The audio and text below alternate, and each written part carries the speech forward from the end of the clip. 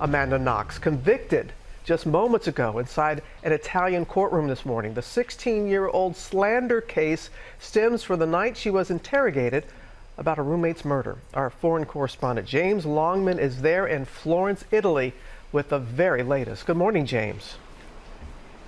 Yeah, good morning, Robin. A shock decision this morning. Amanda Knox came here to clear her name, but she has just been convicted by this court of slander, of implicating another person in the murder of Meredith Kercher. She has been sentenced to 3 years, though she will not serve any of that time, given how much time she has already spent in jail. Her team says she'll appeal.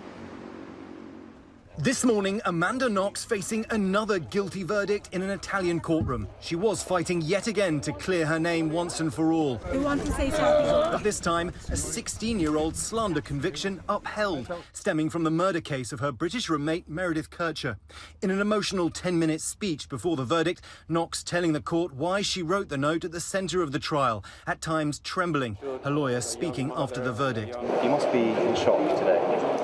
Yes, of course, this decision came with a big surprise. We were looking for having a dismissal, and we don't know exactly what is the logic behind this decision. Knox was accused of pinning the killing on a Congolese bar owner who she worked for part-time while studying abroad in Italy. The accusation based on 2 statements she signed while in police custody for Kercher's murder. The now 36-year-old wife and mother of 2 discussed the slander charge on her podcast, Labyrinth, last December. My argument is that I was coerced into signing those statements, and I never intended to implicate myself or others in a crime that I didn't commit. Kercher's death spiraled into an international media frenzy back in 2007. Knox and her former boyfriend, Raffaele Solicito, were accused of murder, a crime for which she was wrongfully convicted and spent almost 4 years in an Italian prison. Italian authorities are also charging and convicting Rudy Guede for the murder in 2008. He'd come to Italy as a child from the Ivory Coast. His DNA was found at the scene. In 2015, both Knox and Solicito had their convictions overturned. Amanda Knox being found guilty means that final blemish, after a long saga of being found guilty and then ultimately exonerated in a brutal murder of her then British roommate, will remain. That even though the slanderous statements were found not admissible, that the prosecution found a way to still uphold the conviction.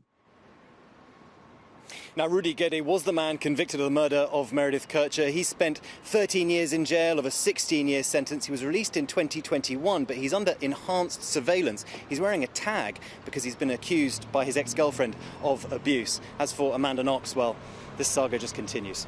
Guys. Now, quite a turn of events. All right, James Longman for us. Thank you.